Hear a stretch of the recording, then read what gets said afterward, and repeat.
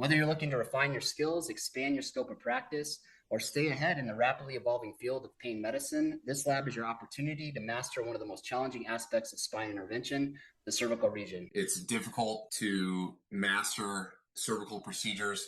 It's something that, with the right techniques, you can set yourself apart. For this course in Bethlehem, I'll be bringing with me some expertly dissected cervical spine. So you'll be able to see the anatomy of the cervical spine, the musculature, and more importantly, the dorsal rami and the nerves that are coming in that area. And you'll also be able to practice on this specimen. So you'll be able to correlate the anatomy with the ultrasound and the imaging modalities.